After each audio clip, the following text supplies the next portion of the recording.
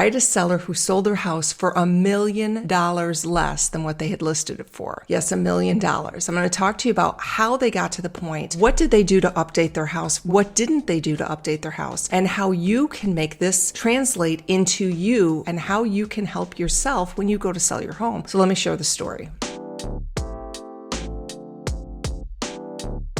Well, first of all, I don't always sell $1 million, $2 million homes. That's really usually higher than what we sell. Our average price point is right around $500,000 to $700,000. And so this was not normal. I don't want you to think that selling $1 million, $2 million house is not relatable to you, because the same principle can be related at any price point from $100,000 all the way up to $5 million.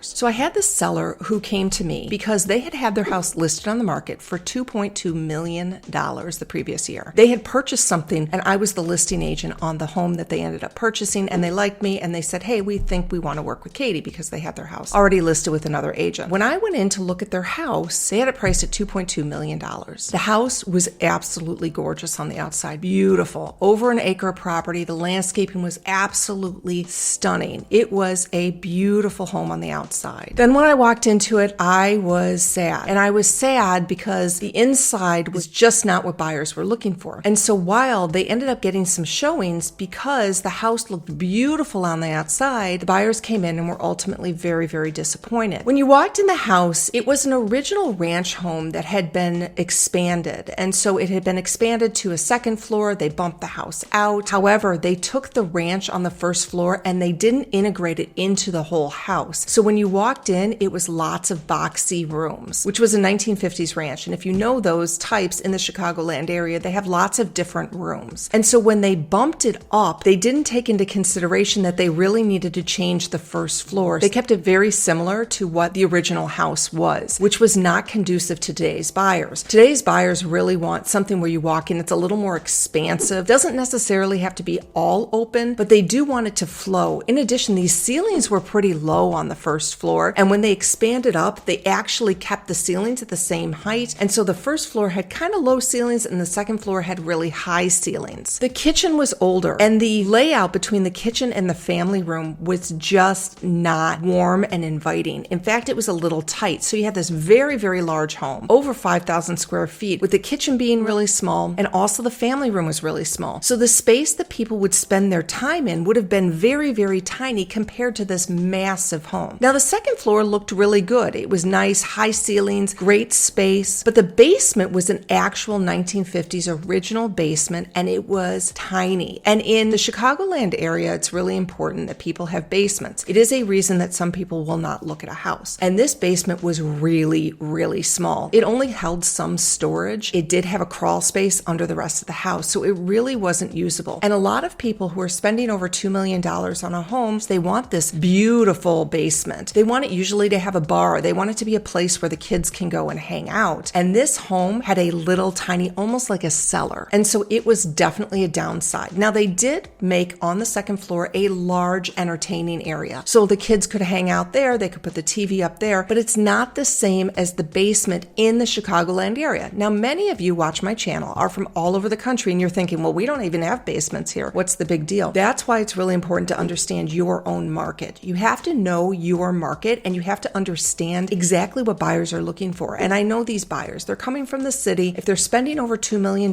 these are the things that they require. More high ceilings, a larger basement. Now, the outside and the yard were stunning. So I could see where they came up originally with this over $2 million offer. And the agent who was working with them originally said, yeah, you know what? It's a beautiful home on a beautiful street in a great neighborhood, 1 acre. Basically, all the agent looked at was the square footage and the acreage. The agent didn't really look at what is market value versus what is appraised value. So appraised value, yeah, I mean, I knew we'd appraise really, really high, but would a buyer buy it for over $2 million if it didn't have some key functional things that buyers are looking for? So when you walked in, it was lower ceilings. Now, the real issue though is when you walked in, it was dirty. It was just not really well taken care of. They did have a hoarding issue. Now, I'm not talking about like you see on TV at all, but they did have a few rooms that were filled with stuff. And this was high-end stuff. This wasn't garbage. This wasn't trash. These were furniture, clothing, things like that. And so there was a lot, but you could tell that they were overwhelmed by stuff. They had so much stuff in their house. So when their other agent came in, he said to them, you need to get rid of your stuff because that's how homes sell. So what they did is they got rid of like all the furniture in their house, but the garage was filled. A couple of other rooms were filled. So they really didn't have any furniture in the house anymore because they heard, get rid of your stuff. Now, this agent was somebody that they knew from a long time, who'd been in the business a long time, and he just meant well, but he couldn't quite explain to them, no, don't get rid of your furniture. Get rid of the extra stuff in your garage. So he couldn't necessarily communicate with them what they needed to do. So the house was lived in hard, really, really hard, but they'd done some really great things to it. So for example, when they hired their architect, they made the house look beautiful on the outside. In addition, they spent $250,000 on landscaping. They also put in a sport court. They put in a little mini golf putt-putt. I mean, the outside was stunning of this house. They replaced the driveway. I mean, it was beautiful. It was a beautiful, beautiful outside home. However, they didn't understand the significance for resale for buyers and what they're looking for. Now, they loved their house. They loved the way they lived in it. It was very good for them. It was very comfortable. So I'm not criticizing that they didn't actually put the money into the house. The issue came in where the sellers said, but we've put hundreds of thousands of dollars into this house. Why can't we sell it for over $2 million? And it's because the buyers weren't looking for that. They also spent a lot of money on this beautiful addition off the back. It was a sunroom. Absolutely gorgeous sunroom off the back of the house. Yet when you walked into the home, that layout and that floor plan was the original home from the 50s. So when I was asked to go and see the house and to give them a price, I knew it was going to be a difficult conversation. I knew their price was way too high. And we're not talking just like $10,000, $20,000 too high. I knew for sure they were $700,000 too high. $700,000. So it's very hard as an agent to have conversations with clients when you know they're going to be upset. Now, they weren't quite my client at this point. This is where it's hard for agents is what is the right price of the home? Being honest, being a consultant versus what are you doing as a salesperson? So that was the main issue is could I have a conversation with them to get them to where the price they needed to be? Now, they truly needed to be at $1.5 million. That's where I felt their home needed to be priced, $1.5 million, because somebody was going to come in and put in probably $500,000 to get this downstairs the way that they were looking for. In addition, the buyer would have to sacrifice on the basement. So they were very upset by that. They didn't really believe me. So they said, well, we want to list it basically at $1.7 million.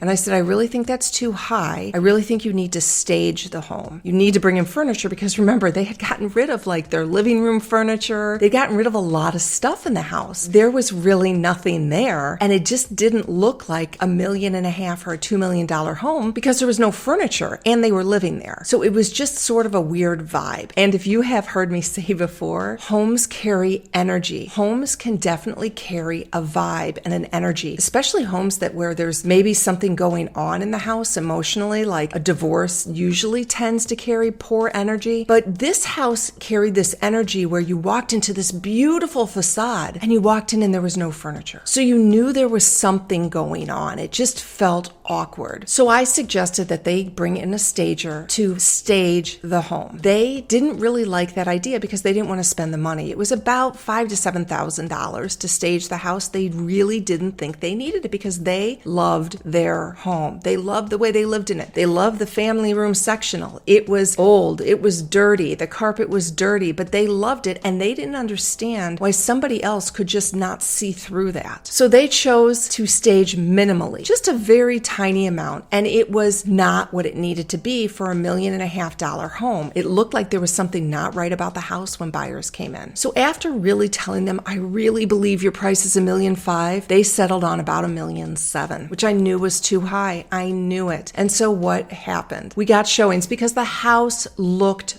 gorgeous on the outside. I knew we were going to get showings. It was on a beautiful street, a great location. But when people came in, they were so disappointed. And they knew when they came in, they were going to have to put in about $500,000 to get this house to where they wanted it to be. In addition, it felt dirty. It felt not taken care of. It felt like there was deferred maintenance. So we were listed at $1.7 million, but we were really looking for a buyer who could spend over $2 million because they had to do that work. Nobody was going to pay $1.7 million and live with it the way it was. It absolutely needed work. So we were on at $1.7 million for a couple months, and I kept telling them, we are too high. We are too high. We needed to hit that $1.5 million mark. And without hitting that $1.5 million mark, we were missing a lot of people who would search up to that number. So when you're looking at numbers to list your house, you have to make sure you're going up to the numbers that are natural search breaks. So $1 million, $1.5 million, a $50,000 increase, a $100,000 increase. If you are not at those natural breaks, you're going to miss a lot of buyers who are looking. And that's why I wanted to list at $1.5 million, because I knew we would get people who were looking up to $1.5 million. At $1.7 million, we lost a lot of people who might have been willing to buy the property, live in it, and do work over time. The house was livable. It just needed some love. So finally, after about 40 showings, open houses, and these were all accompanied showings by us, we insisted it had to be listed at $1.5 million.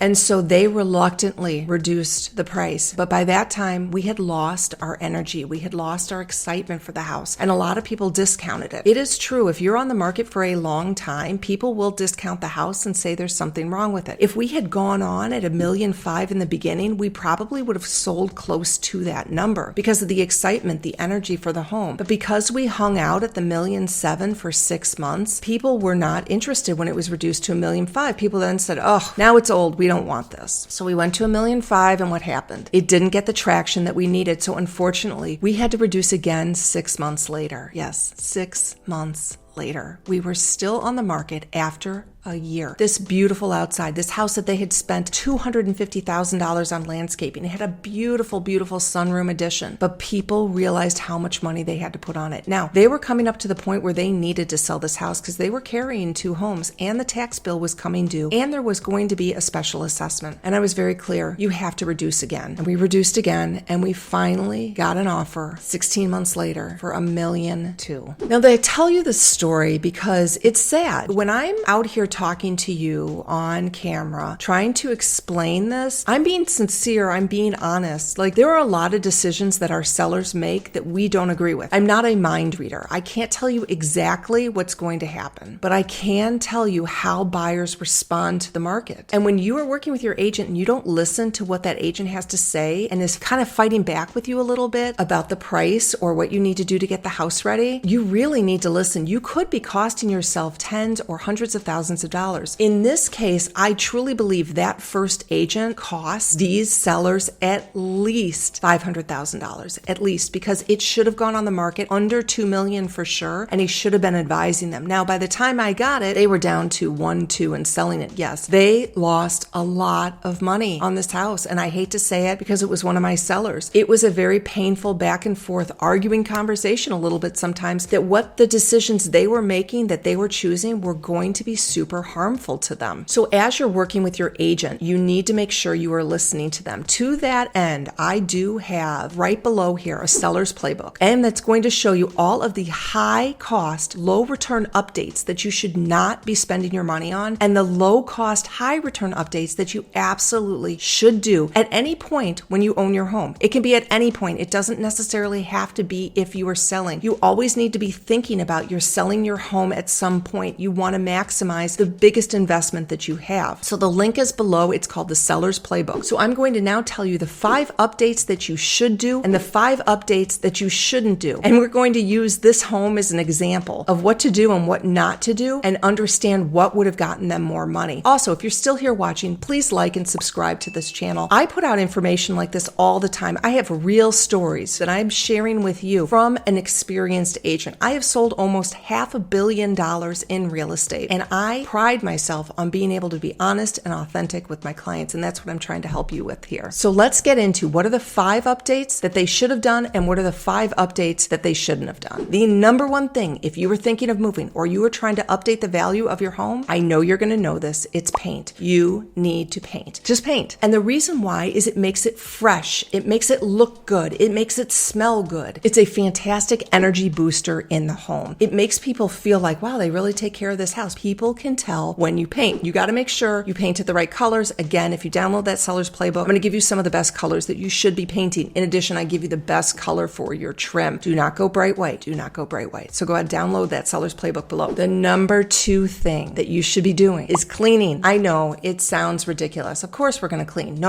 I mean cleaning. I mean cleaning on a weekly or a bi-weekly basis, because one cleaning is not going to give you enough to get into all the crevices, into all the baseboards, everywhere, the lamps, the ceiling fans. One cleaning is not going to do it. That's why you need to be cleaning regularly. And I say regularly because when you're cleaning regularly, you are going to see the things that are broken or the things that look like they're in bad shape. And it is a way of taking care of your house. So if you're not cleaning on a regular basis, please start doing that as soon as you can. One of the things they definitely should have done in this house, which is also a high return item, is replacing the carpet. The carpet that was in the family room was just not nice. The rest of the first floor had hardwood, and then there was this ratty carpet in the family room, and it felt not good. It felt lived in. They also had cats, so the cats had used it. It just was not good. Honestly, to replace that carpet, you're talking maybe $1,500, maybe. And they could have made $500,000 more. This is what I want you as a seller to start thinking about. It's the return on investment. What are you putting in? Now, carpet is not always the best flooring. It depends on the market that you're in. This is why I want to make sure that you're talking to an agent in the market that you are in. If you need an agent, I've got another link below. Fill it out, and I'll make sure that I get you an agent who I have vetted in your area, free, no obligation, no charge to you at all. So looking at your flooring is a really, really big deal, and you want to make sure that you know what flooring your buyer pool is looking for. What does your target market want in flooring? For example, in the Chicagoland area, it is outright hardwood, not some type of other laminate or vinyl that looks like wood. It is hardwood. Now, in Florida, it's going to be totally different. It's not hardwood. They're looking for something more durable than the hardwood. So make sure you talk to that agent about what your flooring choice is. This is a really significant one, just as much as paint is. One thing that I do recommend sometimes is updating your appliances. This house had a kitchen that was a little bit older, and their stove was really, really dirty and gross. It was just not nice. And people walked in and were like,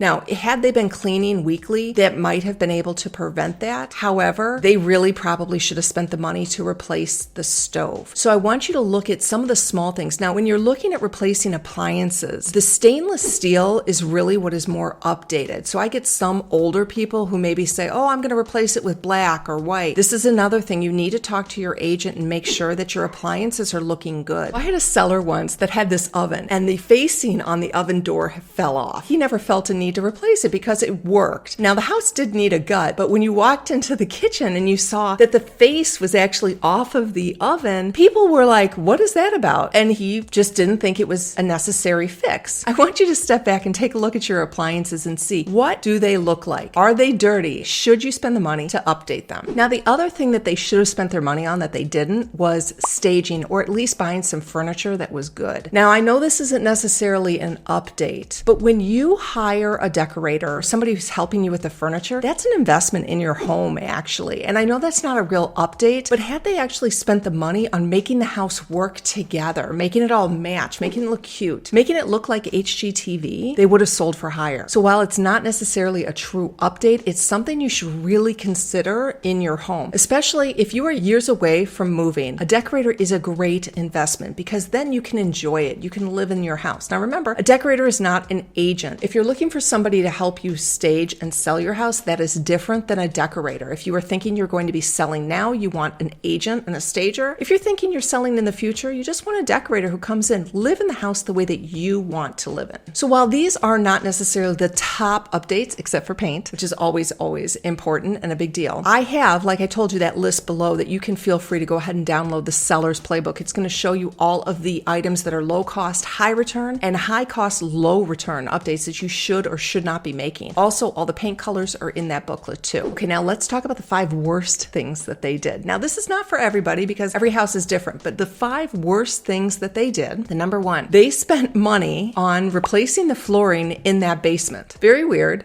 but they felt that that was important. They thought that replacing flooring in that tiny little basement that was just for storage was important. Totally not important, and they threw their money away. Now, they overspent on landscaping. I know I said the landscaping was beautiful, but landscaping is about helping you sell your home. It's not necessarily getting the money out. So if you're putting in $10,000, $20,000, $30,000 on landscaping, most likely you will not get it out. It will make your home sell quicker. I had a house where there was no landscaping in the back of the yard, and they looked directly onto this really, really ugly building. They should have spent the $40,000 or $50,000 putting up some type of an evergreen, maybe some arborvitae in the back of the yard, but they felt that they didn't want to. And so the problem was that they couldn't get the house sold because of this building. Now, if they had put in the $40,000 or $50,000 more to do it, they would not have made that money out. The money that they put in on that landscaping would only help them get the house sold. So I want you to think about landscaping does get your house sold. However, overspending on it, you're not going to get that return. And that's what they were thinking, is that if they put in $100,000, $200,000, they are going to get that back when they go to sell. But they were not putting their money in the correct places. So the third thing that they did, it kind of ties in with the landscaping, is that they put in a sport court and they added the putting green in their backyard. That definitely does not increase in value. It's a nice benefit and people love it, but that is not going to get you dollar for dollar out of it. Now, the next thing that I would say that they spent money on that did not get them a return, which is why they felt that their house was probably worth more, was this beautiful addition they put on the back. It was absolutely gorgeous, but nobody was going to buy the house for this sunroom. It just was not something that people would buy. Now, it helped sell the house. Obviously, we probably would have sold for less money if we didn't have the landscaping, if we didn't have the sport court, if we didn't have the addition on the back of the house, we probably would have sold for even less money. It does help you get the house sold. The other thing that they should have been doing consistently, which would have helped, was cleaning. And when I'm talking about cleaning, like I said earlier, it needs to be weekly. Now, let's pretend you haven't cleaned your house every week or every month for years. I want you to get a deep clean service, like spend $1,000, $2,000, have them come in. They are going to go deep into all of the corners. You're going to see how amazing it truly is. That is totally, totally worth the money. And that is probably something that they should have done. And the last thing that they did, it's